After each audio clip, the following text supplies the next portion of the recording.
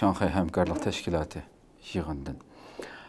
Elbette bu qitimqi şu 31 Ağustos 1 sentabr günleri ötküzülgen, Tianjin'de ötküzülgen bu yığın naiti keng dairede qatnış bolğan nurgun prezidentler hatta Türkiye'nin gittin tatip bir yığın ötküzülgen boldu endi bu yerda. Aldılar şu yığını umumi şekilde Xitayning dunyoga bermoqchi bolğan uçurları rayonga köstüğen, dünyaya köstüğen nimelerni demekçi Xitay. Bu yığında umumi cihetten bir analiz qilib baksanız. Bu da herhalde şu Tianjin'de içilgan 25. Şanghay Hamkarlık Teşkilatı'nın liderler yığını, yani devlet başlıklarının yığını. Herhalde bu teşkilat kurulgandan beri en keng kölemde katnaşgıcı en köp bolğan bir yığın oldu. Aslında bu yığınlar Şanghay'da açsa belki tekime manalık buluş mümkün. Çünkü Şanghay'da kurulgan en başta bu Şanghay Beşlik diyen bir teşkilat. 2001 yılda onundaki hazırki biz bilgen Şanghay Hamkarlık Teşkilatı dep nam aldı ve Özbekistan kıytılıp 6 devletler başlayan. Hazır nurgun müşündak aza devletleri, onundaki diyalog devletleri, onundaki küzek gücü devletleri birlikte 20 neçe devlet var hazır.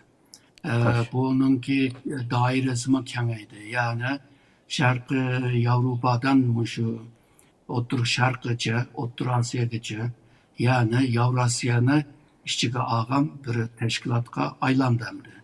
Nüfus cetten digende dünya nüfusunun %40'ını temsil kıldı.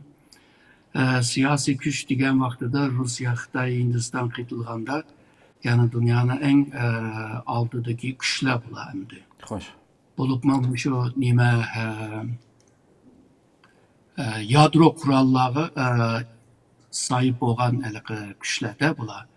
Şununla dünyanın siyasi sahnede Bulupma Birleşken Devletler Teşkilatı Xavfsizlik Konseyi'nin 5 daimi azasının içinde ikisi bununki içidendi. Türkiye mi bununla kıytılışıyla NATO yalnızla NATO devletten bir devlet bununla kıytılgan buldu. Şununla bu teşkilat özününki iktisadi gücü, ticari gücü bile dünyanınki en çoğun, en kudretli bir teşkilatka aylandı.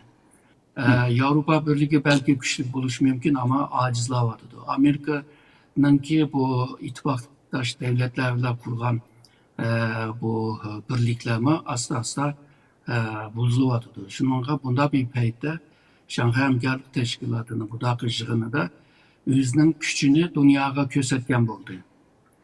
Yani ikincisi bu güçlü tayinip durup dünyanı başvuruş cette bu teşkilatın ki rolü bulduğun ve bu teşkilatı kıytılgan belki aza devletleri, diyalog devletleri, gözetçi devletlerle birlikte yeni bir dünyanı yaratalaydıganlığını şundakla bu Birleşken Devletler Teşkilatı'nın ki kurulmasını tekimi mükemmel kılalaydıganlığını mı çakalıgan oldu.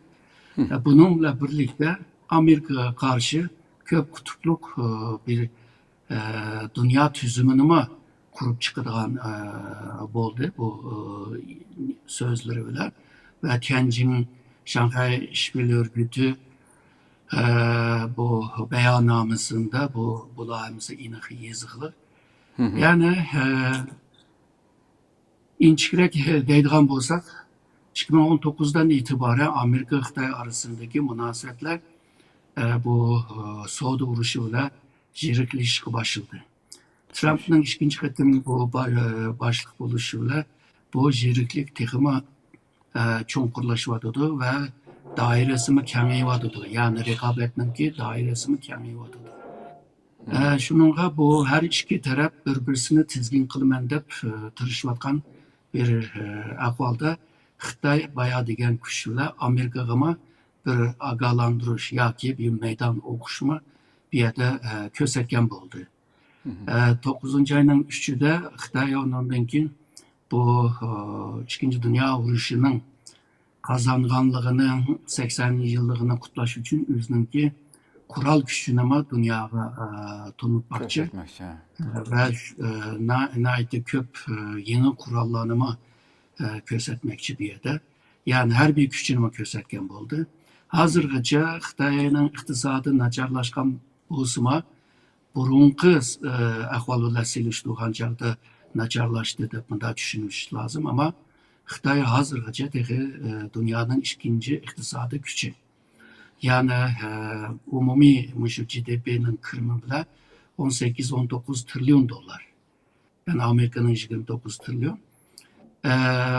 Xitoyning og'zida egishib kelgan Germaniya bo'lsa, o 5 trilyon. Bu Japonya 4-cü bo'lgan Japonya ama şu 5 milyonga yaqin, 5 trilyonga yaqin emas. Demakchi bo'lganim, yani Xitoyning og'zida egishib kelgan davlatlarmi Xitoyning 2,5 va 3'e bormaydigan bir kuchda. Bu jihatdan degan chog'da Xitoy bu dünyanın ikinci iqtisodiy kuchi bilan mushu jihatdami o'zininki bir kuchini ko'rsatgan bo'ldi.